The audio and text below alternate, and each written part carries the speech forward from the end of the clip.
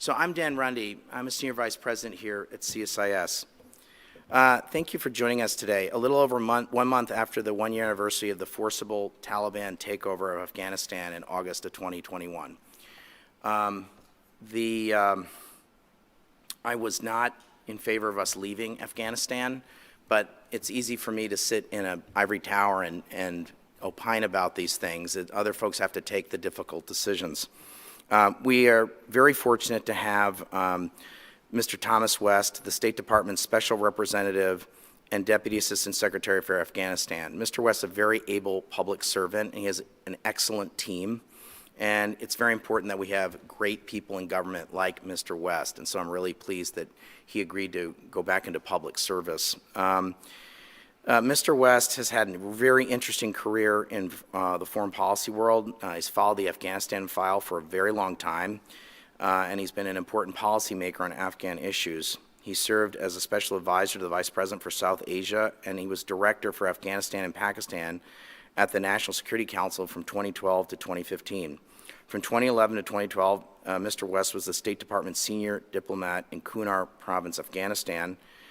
Before rejoining the government in January of 2021, Mr. West was a vice president at the Cohen Group, a global strategic advisory firm, and he was also a non-resident scholar at the Carnegie Endowment for International Peace. We're going to have a conversation with Mr. West today on this very timely topic, sort of 1 year after the forcible takeover by the Taliban of Afghanistan. So, Mr. West, thanks for being with us today. I really appreciate it. So I'm hoping you might just share some initial thoughts, and then we can have a conversation. Thank you for that kind introduction.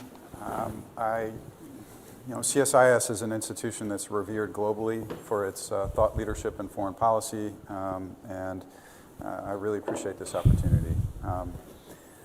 Thanks to all for coming here in person. It's nice to see folks actually. I think I did a think tank event several months ago, but it was entirely virtual. It was an empty stage, so it's nice to see folks in person. And thanks especially to those who are connecting virtually from Afghanistan. It's been well over a year since the Taliban forcibly took power in Afghanistan, as you said, Dan.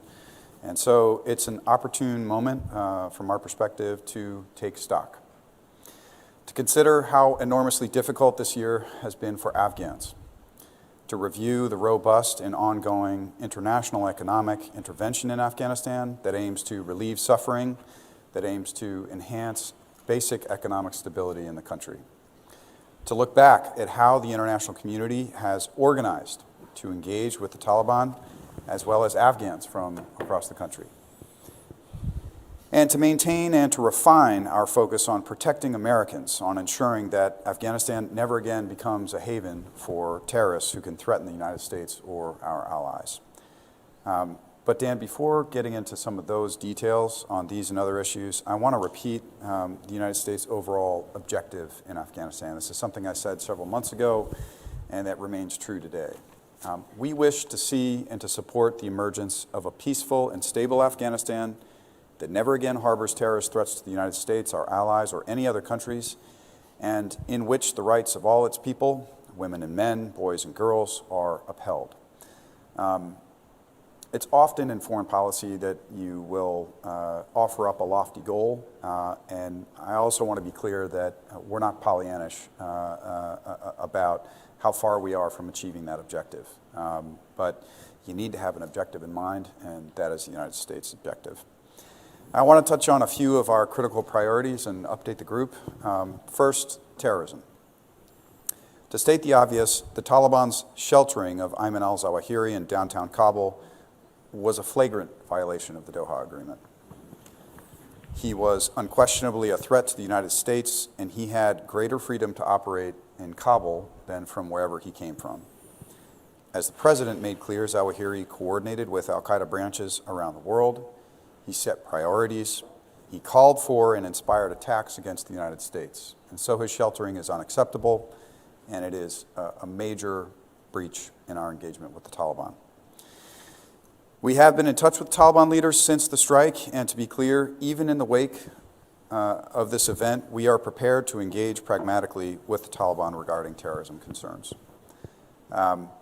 There's a lot we can talk about on this subject, and I'm sure you'll have some questions. I look forward to questions from the audience, but ISIS-K is a common enemy. The Taliban have a vigorous and robust effort ongoing against that terrorist group.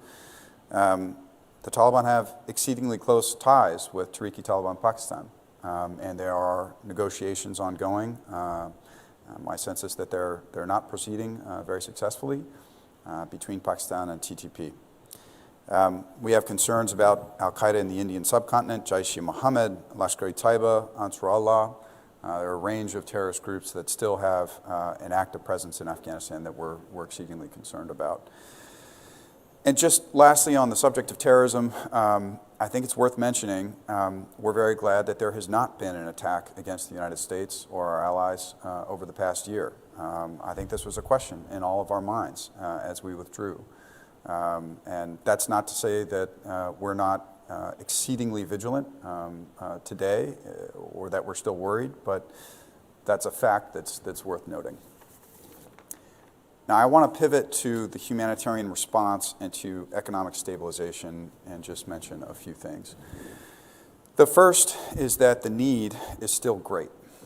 Over half the country's population, over 21 million people in Afghanistan, are in need of emergency humanitarian assistance. The very robust response that the United States and many of our allies and relief organizations put together over the winter months and into the spring and over the summer, what was the result of that effort? We prevented widespread famine. We prevented, I think, a fulfillment of the worst predictions from last fall. We're not patting ourselves on the back because, frankly, when you look at the coming winter, many predict that it could be even worse. The causes of this humanitarian crisis are many. The country has experienced one of the worst droughts of the past 30 years. The pandemic has cratered the economy. Certainly, this has always been an exceedingly aid-dependent economy, and that's a tough trap to work ourselves out of. But we want to roll up our sleeves and problem solve, and that's what we've done over the past year. The United States has stepped up. Last week, we announced the contribution or an additional $327 million in humanitarian assistance to Afghanistan. That brings our contribution over the past year, since last August, to over $1.1 billion. We've passed 7 general licenses and championed a UN Security Council resolution designed explicitly to enable relief actors to scale up and to meet the need. I would highlight that General License 20 encourages licit economic activity for companies that want to do business in Afghanistan. We've worked creatively with international financial institutions to make available to the Afghan people well over $1.5 billion to support basic services programming. We're going to continue to work with international financial institutions. This coming next month, like we do every year, we'll have an important set of meetings at the World Bank. And certainly Afghanistan is going to be a focus of those engagements. Earlier this month, we launched the Afghan Fund.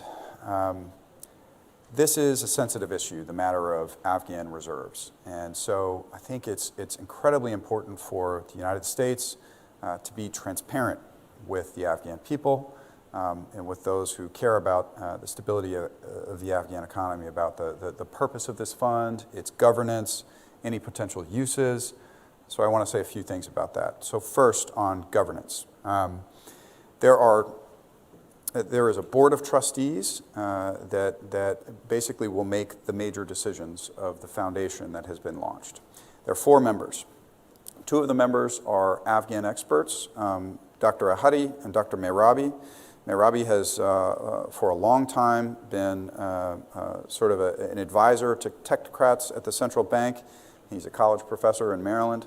Dr. Ahadi is a former minister of finance, former minister of commerce and industry, former governor of the central bank. These are 2 people who we believe are not corrupt, who have the requisite expertise to make responsible decisions regarding the stewardship of these assets. The other 2 members of this board of trustees will be an American government representative and a Swiss government representative. No decision, no disbursement can be made without the full consensus of these four folks. I think it's also important to note that we need to see other Afghan voices included in the governance structure of this foundation. And so I think one of the first acts of the Board of Trustees will be to develop an advisory board of additional Afghans that reflect the richness and diversity of the country, as well as expertise that is in abundance. I want to mention two challenges that we face on the economy. The current approach that we've put together is not sustainable. It's incredibly expensive to intervene in a humanitarian response like this. I think, Dan, you've done a lot of research on this subject. You know more about this than I do, but you look ahead 5 years from now, we can't engage in exactly this way. Now, what a different approach that entails real capacity building really looks like, I don't have all those answers. And I certainly hope that CSIS and others in the think tank community help the American government, help the international community to figure this out. Because if you look at other situations in which we've engaged, and you can think of Haiti. I'm not a Haiti expert, but we spent $13 billion in that country over 10 years, and the country does not have the capacity to stand on its own 2 feet. And so we don't want to be there in 10 years in Afghanistan. Another challenge is that the Taliban are a counterpart, and they are not moving with alacrity or responsibility on economic decisions in the manner in which we certainly hoped that they would. And I could give you many examples. On human rights, my colleague Rina Amiri is our special envoy for Afghan women, girls, and human rights. She's exceedingly capable. She has a long track record of work in the United Nations and the NGO community. So I am proud to call her a colleague, and I am glad that she has the full confidence of the American government to lead on these issues. But we got to be honest. As Richard Bennett, the Special Rapporteur for Human Rights in Afghanistan, has said, just taking one example, the role of women and girls in society, they're being systematically erased. They're not able to work, by and large, throughout the country to participate in the political life of Afghanistan. They don't have a seat at the table, as they should. And this is not just a matter of a fundamental rights imperative. This is an economic imperative. If women are allowed to work in Afghanistan, they will contribute over $1 billion to the economy. And so I think the message that many internationals have taken to the Taliban, including in the Afghan private sector, is that they should allow women to be educated and to work, because it is in the fundamental interests of the basic economic stability of the country. We were very proud last week, Rina and I, to join Secretary Blinken in launching the Alliance for Women's Economic Resilience. I would challenge American companies to join, to make a significant contribution, to think creatively about how we can empower women in Afghanistan today. Deloitte and POD have stepped up. They will mentor the first 2,000 of 1 million Afghans that we hope will receive guidance and support from some of our brightest minds in those companies. We have to think creatively, and I would be the first to admit that the United States, in government, we don't have all the answers. And so we were very proud to announce that initiative. The final thing I would offer, Dan, before we get to questions, is that there still is an imperative to see a political process unfold in Afghanistan. And we saw in June a gathering of ulama in Kabul. They were handpicked by the Taliban. They did not represent the richness or diversity of the country.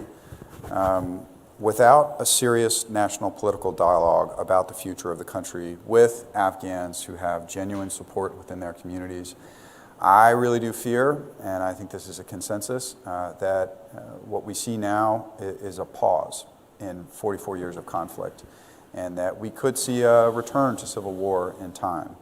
And within our analyst community, the question is not if, but when we will see the reemergence of conflict. And so I think it's incumbent on the think tank community again, the Track 1.5 and 2 community, to think about helping Afghans to organize themselves. I do not think that the international community should handpick 15 or 20 Afghans and seek to impose those individuals on a process. I think if we do that, then those Afghans will be discredited, that is a process that will probably be dead on arrival. There's an active dialogue underway among Afghans inside the country, at subnational levels, in the diaspora, and I think an effort needs to be made to coalesce and to merge these processes as we look ahead. There was a lot of this work that was done in the 90s and the early 2000s that laid the groundwork for Bonn, and so we want to support those efforts going forward.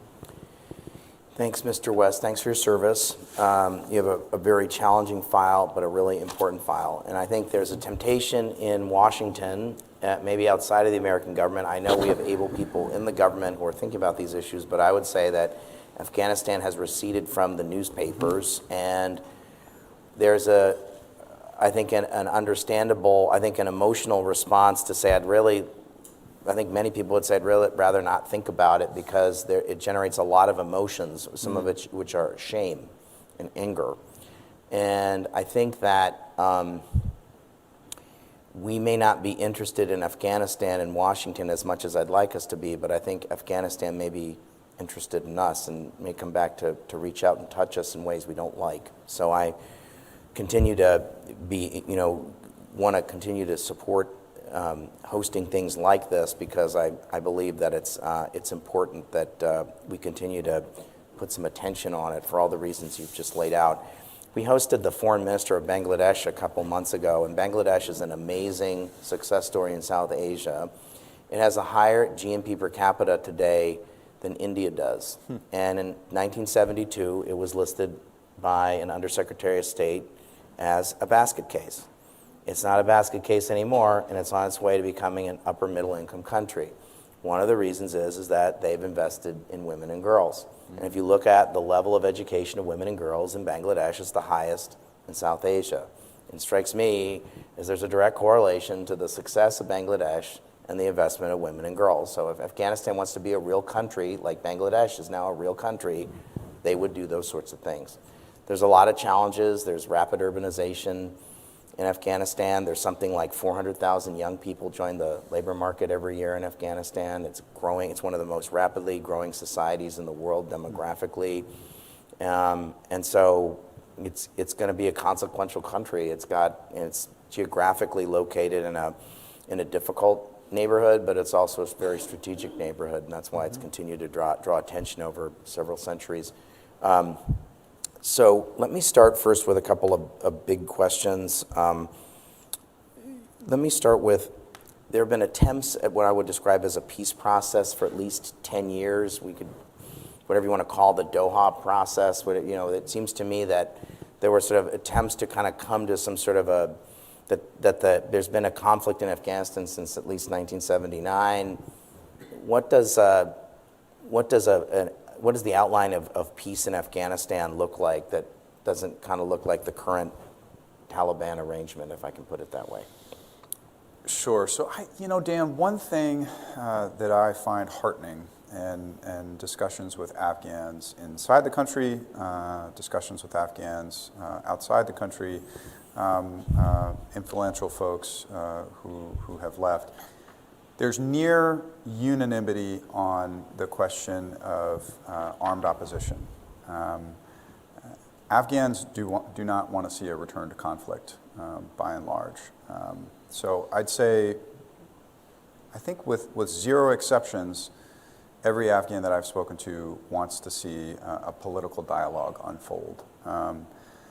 There is a lot going on at the subnational level that we don't see. We don't have an embassy in Afghanistan anymore. We don't have consulates. We are very lucky to have a robust UN presence. UNAMA is led currently by Markus Putzel, capable German diplomat. He was in Washington a couple weeks ago for a US-Europe group where we discussed a lot of these issues in detail. They have 11 field offices across the country. And again, I think one interesting observation that I picked up from those discussions is that there is a dialogue among Afghans ongoing at the subnational level. We saw in a couple of provinces, I won't mention them specifically so as not to make them a target, but some courageous Afghans who have stood up and called for their daughters to be educated, called for women to return to work. And I think that Afghans have, fortunately or unfortunately, the most leverage over the Taliban now, and I'm hopeful that the Taliban will begin to heed those calls. Is there a country that is a comparable? Is it Bangladesh? Is it something like, what's the, where's the, it just strikes me What's that. the example? Yeah, what's the example? Gosh, Afghanistan is a very unique country, as you said yourself, emerging from 44 years of conflict, an unprovoked Russian invasion in 1979, a horrible civil war to follow, and they're going to have to find their own path. They really are. But it will be a combination of some of the systems within the region and hopefully lesser and lesser aid dependence over the years. When I was there in 2019, I asked to meet with someone who was not a supporter of the Afghan government, I think was the way I think I framed it. So I met with a religious leader of one of the large mosques in Kabul.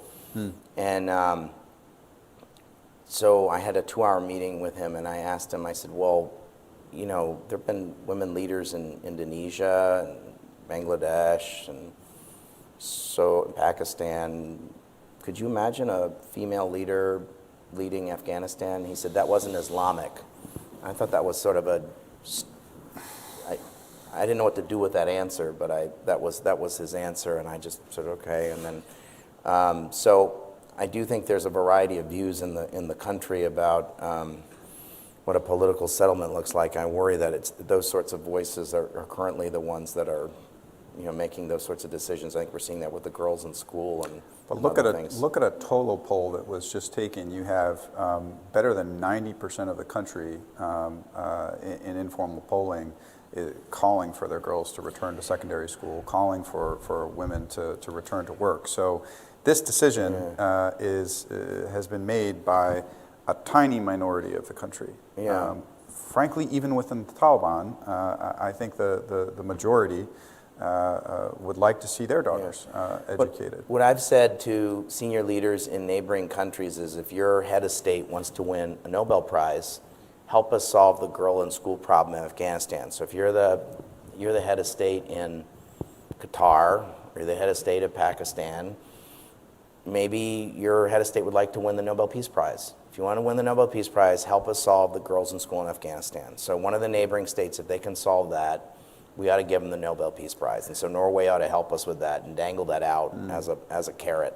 Dan, if I could, though, I think it's important for us not to treat girls' secondary education as, certainly it is a massive litmus test. Yeah, I think it's an enormous litmus test. But even if all girls are back in school between 7th and 12th grade next month, we have the bigger issue of letting women participate in society and work. And these two are fundamentally connected, in my view. What's a college education if you can't go work? Okay, I agree with all that. But so let me come back to the political dialogue. There was extensive ongoing political dialogue in Qatar for a long period of time. Did the Taliban lie to us about conducting a serious dialogue with Afghans from the Kabul government and reducing ties to terrorist groups? Or do the Taliban think that we lied to them? There were a lot of weaknesses in the peace process that the Biden administration inherited. So I'll just talk about the two sides. On the Islamic Republic side, you had a negotiating team that... This is the Ghani government. The Ghani government. Yeah. Was run by a team that reported directly to President Ghani and other close advisors to him. Their hard line was, in my view and in retrospect, not pragmatic, not reasonable. They wanted an acceptance of the 2004 Constitution. They wanted a continuation of President Ghani's presidency, and maybe some interim setup with a modicum of power sharing. There were also pragmatists on that negotiating team who understood. There were even some folks who, over the past 30 years, have been the most courageous rights advocates in that country and have stood up, and they understood that fundamental compromises would need to be made. On the Taliban side, we had the folks we were talking to in Doha, but then we had a different group of folks in Quetta who were making decisions about whether or not to seriously entertain a negotiated settlement. Quetta won out, and that is why they pursued the forcible takeover that they executed. Is there a way forward to persuade the Taliban to follow through on its commitment to women's rights in education and employment? You know, again, I'd say that I think Afghans have the most leverage over the Taliban at this juncture, and we've seen courageous Afghans from across the country really stand up and demand fundamental rights. I think if the Taliban make the right decision, it will not be because the international community has stood on principle and It'll be because they're not invited to Davos, so the Taliban aren't Davos, or they're not Exactly. going to get an honorary degree at Yale. That's not what's going to do it. No, I think it will come from tens of thousands of Afghans organizing and sitting with district governors and sitting with governors and making public appeals as they have. I think that is what will make the difference. So I wrote a report a couple of years ago saying that if we left and there was a forcible takeover by the Taliban, that they would host there was any number of different terrorist groups already operating in the country, that this could become sort of the Harvard University of terrorists, and they could kind of go run amok, and that we might get hit again. And so there have been some calls. I think General McMaster wrote a piece recently that I think got a lot of attention. I Sure. took it very seriously, saying that we may have to worry about Afghanistan again. And so there are different views about the degree of the terrorism threat in Afghanistan today. How concerned is the administration about the resurgence of al-Qaeda, but how about also other terrorist groups in Afghanistan? And what is the most dangerous terrorist group operating in Afghanistan today? I'll take your last question first, Dan. I worry most about ISIS-K. There was a big prison break that was covered in the news in the waning days of the Republic. I don't know who within the Taliban opened the jail doors, and I don't think they knew exactly who they were letting out. But some of the most concerning, best trained ISIS-K fighters were let out. And it was a good 2,000 individuals. Some of those individuals our folks were truly worried about. So certainly we've lost the kind of monitoring capability that we had. I'd be misleading you if I said we have the same kind of capability that we used to have in the country. But in answer to your question, we're most worried about ISIS-K. Again, we find ourselves in this strange world.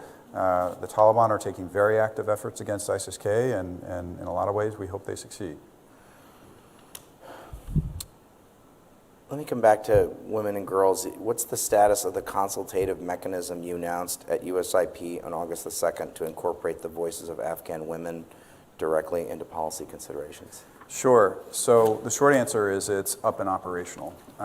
Within days of the launch of that mechanism, the Deputy Secretary of State, Wendy Sherman, and Rena and I held a quiet dialogue with a number of Afghan women specifically about the character, the scope, the nature of the international economic intervention in Afghanistan. Since then, I have had follow-up conversations with a different group, but I think there can never be enough consultation with Afghans about the nature of our engagement with the country and in the country.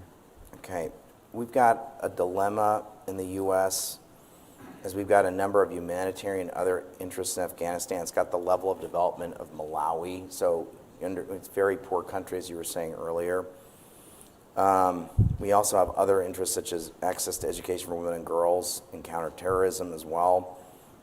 How are we protecting and pursuing all these interests while also making sure we're not further strengthening the Taliban? Dan, we've got interests to protect. We want to see an economy, an Afghan economy where Afghans stay in Afghanistan. And so that merits the kind of robust support that we have developed.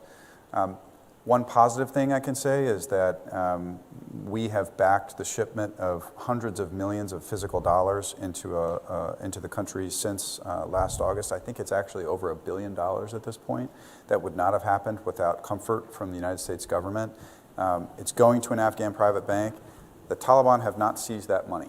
I think they understand that the work of relief organizations is vital. And that interference would interrupt that effort in a real way. Now, that's not to say there hasn't been some worrying intervention, particularly at subnational levels, but when the interference gets unacceptable, these relief organizations are pausing their work. So I know that over the past several months, there have been hundreds of millions of dollars of programming that has been suspended.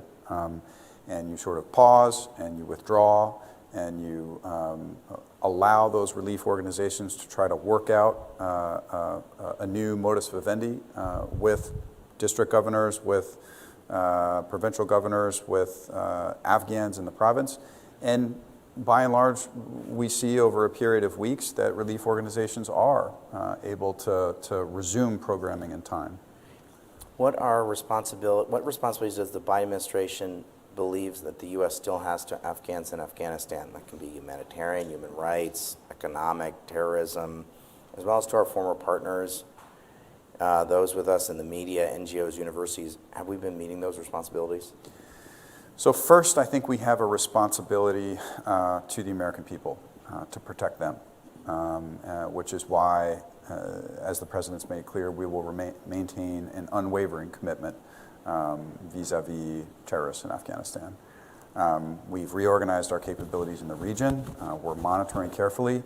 And on July 31st, we took action to remove the leader of al-Qaeda. Can I just say thank you for that? I was really proud as a taxpayer when that happened. I want to just thank you for whoever did that. I want to thank them very much Wasn't for doing me. that. Okay, but whoever did it, would you tell them, please, thank you from one happy taxpayer, please? We have an extraordinary intelligence community. Thank you, Lord. And I sleep better at night for them, really. We have an extraordinary intelligence community. Great. I was really glad they reached out and solved that. Me too. We did it without any civilian casualties, which is not always the case, and he deserved it. He totally deserved it. Thank you. But what about these other responsibilities? I worry about all the folks who are with our door kickers, the translators, the women who, went to universities and took risks, the folks who were, human rights activists who put their lives on the line. Are we meeting our responsibilities, these folks? Sure. So our assessment is that there is not a systematic nationwide effort to conduct reprisals of former ANDSF, former prosecutors, judges, translators, and the like.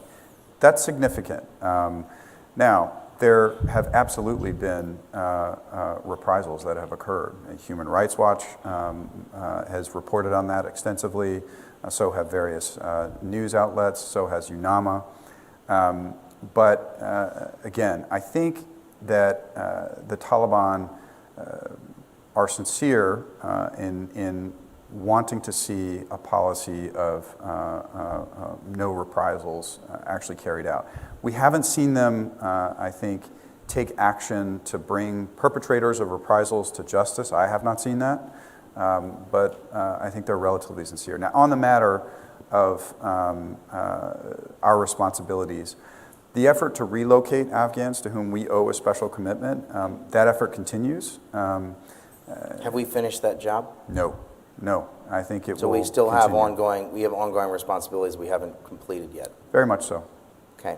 And that is a subject of dialogue with the Taliban. I think they have committed that if folks have passports and visas, that they can travel, by and large. And they've largely honored that. Largely they have, yeah.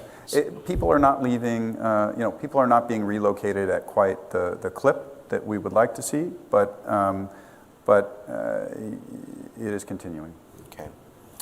Okay, under what circumstances can you imagine the U.S. recognizing a government in Afghanistan? We currently don't recognize the government in Afghanistan right now. So this subject of recognition comes up a lot in conversations about Afghanistan, and I think it's important to recognize that in our system, this term recognition doesn't really carry a lot of weight. There's no memo where I'm going to write to Secretary Blinken to say, I recommend you not recognize or recognize a particular state or government. We think more in terms of normalization and steps toward normalization. And I'll mention just 5 things that no country has done. No country has moved any of Afghanistan's assets back to the central bank. Not the United States and not the other 4 countries that hold over $2 billion in their assets. China? Russia? They don't hold Afghan assets in their system, as far as I know. Okay. No country has advocated for sanctions removal in the UN system. Certainly we have done general licenses. We have not passed one sanction against the Taliban since last August. No country has advocated for the formalization of Afghanistan's relationships with international financial institutions, so you don't have, say, a Taliban representative to the World Bank or to the ADB or to the IMF. The Taliban permanent representative nominee, so to speak, is not sitting in New York, did not attend the UN General Assembly, and except in the region, no country has welcomed Taliban diplomats to their capitals. Now, those are 5 big steps toward normalization that I think are yardsticks. Pakistan hasn't welcomed the There are Taliban diplomats of a relatively junior level serving both in Islamabad as well as in the consulates in Pakistan. That is not a step that the United States would take. It's not a step that any of our allies would take, but that is a fact. Okay, so I don't want to Monday morning quarterback this too much, but and I think I'm in the minority, maybe in this room and on this topic, but I didn't think we should leave. So could you just, I think this is an important enough topic to, Sure. Could you please spend a minute making the argument as to why leaving was the right thing to do? Sure. Let's look at what the Biden administration inherited first. We inherited a presence of roughly 2,500 troops. The Taliban had not conducted an attack against U.S. forces, had not killed an American soldier in roughly 11 months, consistent with the Doha agreement that the Trump administration concluded. I was not a part of the Trump administration, but it's my understanding that decisions made to withdraw troops during that administration were untethered from the negotiation that my predecessor, Ambassador Zalmay Khalilzad, led. And so I think the Taliban were conditioned to believe that many of the pieces of the agreement, the Doha agreement, for instance, intra-Afghan negotiations, reduction in violence, were not as important to the United States as they should have been. So the president faced a choice.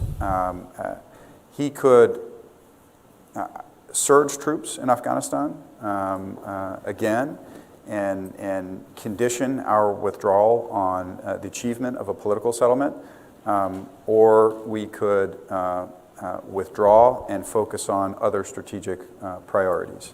And in my view, the president made absolutely the right decision. It was not an easy one, and we grapple with the reality that millions of Afghans are suffering needlessly now, and we have a different toolkit today than we did then. But as a person who served in Afghanistan, who, if I'm being honest, during the Obama administration certainly argued against a withdrawal, I still think the president faced a really tough choice and made the right one for the United States. Okay, thank you. I've got several questions from the audience I wanted to share with you. Would the U.S. government consider assisting U.S. investors in using the term harvesting, I'll put in quotes, harvesting critical minerals in Afghanistan instead of allowing China and Iran to access these minerals for possibly nefarious, or China and Iran for harvesting these minerals? Maybe that's the way to describe it. So what's your reaction to this? Sure. So let's take just one example, the Mace Aynak copper mine. The Chinese won that tender back in 2007. I don't think that $1 or Afghani has... One ingot has been extracted from the mine? Not that I'm aware of. I do not actively track other Chinese activity vis-a-vis mining, but... That was sort of the rap, right? We would leave, and then the Chinese would stick a giant straw in Afghanistan and suck the rocks out. Sure. I'm not seeing that today, and okay. I don't see it on the horizon. Okay. You also asked about American investment. Yeah. Not one American company has come to me. So if they came to you, you'd consider it? The business environment in Afghanistan, needless to say, is unbelievably challenging. But the general licenses that we have passed certainly encourage companies to engage in illicit economic activity, and so I think we would consider a request on the merits. Okay. Another question is, we hear a lot about divisions within the Taliban. What can you tell us about this, and what can be done to give more voice to actors that favor girls' education and integration of Afghanistan in the global community? So Dan, that's really a question for the Taliban. I'm not going to speculate on divisions, but I would say that there are different voices. Okay. There's been a debate, and you've talked about this earlier, there's been debate about what to do with the Afghan bank reserves. What is the status of these reserves? You talked a little bit about this. Will the reserves in Switzerland be preserved for future Afghan governments, or will they be spent now? Sure. Yeah, and I didn't get to this in opening remarks, but I should talk a bit about uses. So if you talk to economists about these reserves, what they would say is that they should not be spent on humanitarian assistance. This is the country and the Afghan people's only shot at a future recapitalization of the central bank and of the financial system. And so I think it'll be up to the Board of Trustees to make decisions, but I'm quite confident that the vast majority of this money will be preserved for future recapitalization. Now, there are a few near to medium term uses that could enhance the country's macroeconomic stability. To keep the country current on its arrears to international financial institutions. Why does that matter? So that we could unlock much greater resources for basic services in Afghanistan. The first resort should be the Afghan Central Bank. Back in June, the Afghan Central Bank made a very responsible decision in paying down on some World Bank arrears. They are in arrears again now, but that's one potential use.